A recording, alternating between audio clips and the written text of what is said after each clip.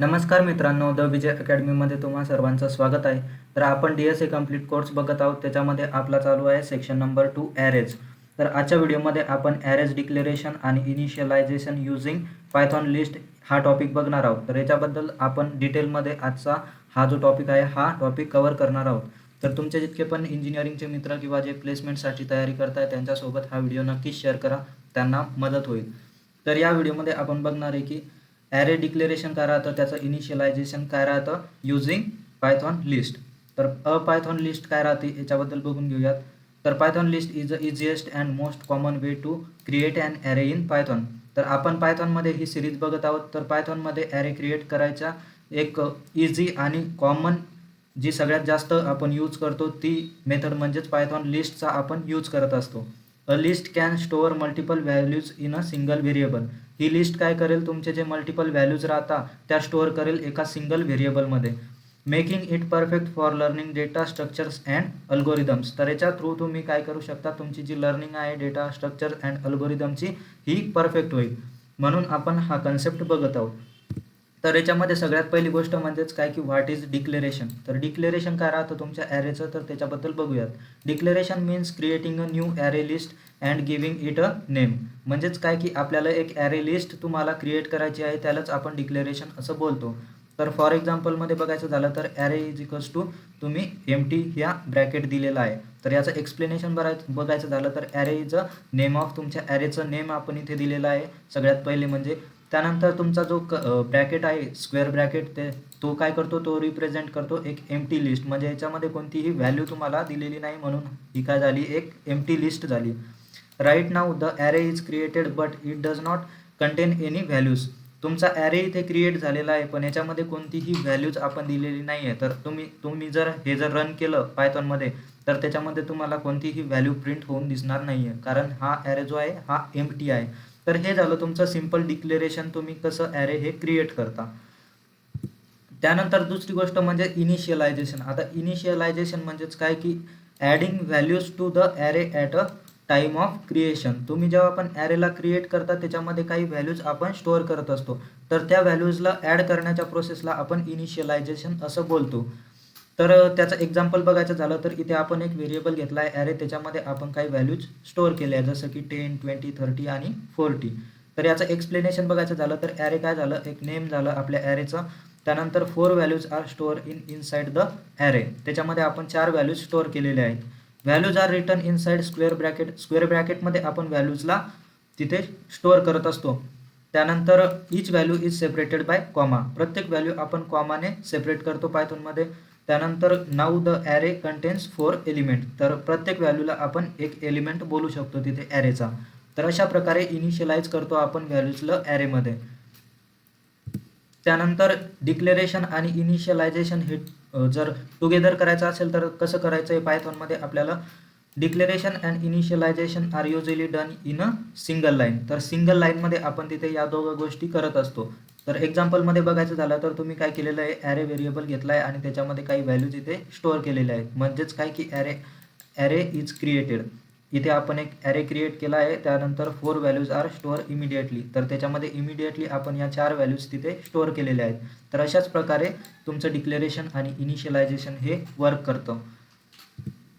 त्यानंतर आपल्याला याचा नीड काय पडली, काय यूज करतो आपण या पायथॉन लिस्टला ॲरेजमध्ये. तर का करतो त्याच्यामध्ये तुम्ही बघू शकता की Python list are use because they are easy to create. हे इझी आहे क्रिएट करण्यासाठी. त्यानंतर अंडरस्टँड करण्यासाठी पण इझी आहे. बिगिनर फ्रेंडली आहे. तुम्ही जर स्टार्टिंगपासून जर सुरुवात करत असाल शिकायला तर हे खूप इझी आहे तुमच्यासाठी. त्यानंतर no need to import any library. याच्यामध्ये कोणतीही लायब्ररी इम्पोर्ट करायची तुम्हाला गरज नाही आहे आणि DSA प्रॅक्टिससाठी परफेक्ट आहे, म्हणून आपण पायथॉन लिस्टचा सगळ्यात जास्त यूज करतो ॲरेजमध्ये.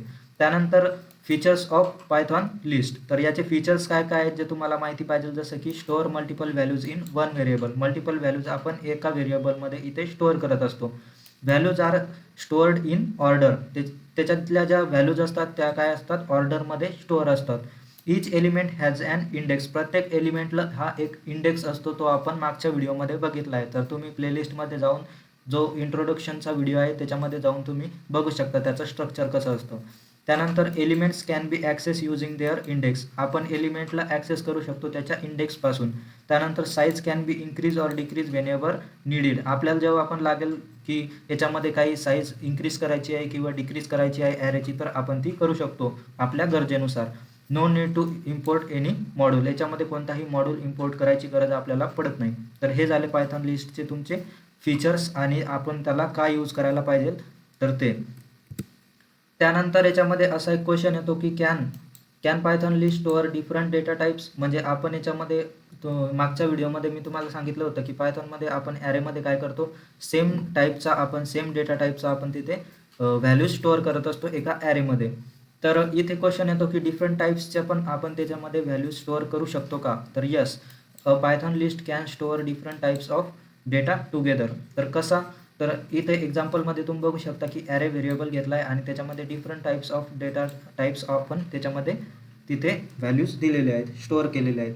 तर 10 जो आहे तो इंटिजर आहे, पायथॉन जो आहे तो आपण डबल इन्व्हर्टेड कॉमामध्ये लिहिलेला आहे तर ते स्ट्रिंग आहे. त्यानंतर 3.14 हे फ्लोट व्हॅल्यू आहे. त्यानंतर ट्रू हे बुलियन आहे. तर अशा प्रकारे वेगवेगळ्या टाईपचे आपण तिथे व्हॅल्यू स्टोअर केलेले आहे. ऑल्सो दिस इज अलाव, हे अलाव आहे, पण DSAमध्ये आपण सगळ्यात जास्त का यूज करतो की ते सेम टाईप ऑफ डेटाचा आपण तिथे स्टोअर करण्यासाठी यूज करत असतो, म्हणून सेम टाईप ऑफ डेटाचा आपण जास्त यूज करतो. सच ॲज ऑल इंटिजर्स, जसं की इथे एक्झाम्पलमध्ये बघू शकता DSAच्या मार्क्स आपल्याला स्टोअर करायचे एखाद्या स्टुडंटचे, तर ते आपण काय करतो, इंटिजरमध्ये सगळ्या व्हॅल्यूज स्टोअर करतो. इथे आपण सेम व्हॅल्यूज, इथं सेम डेटा टाईप आपण इथे यूज केलेला आहे. All values are integers making the array easier to process, आणि हे प्रोसेस करण्यासाठी खूप इझी जातं, म्हणून आपण इथे सेम टाईप ऑफ डेटा टाईपचा यूज करत असतो.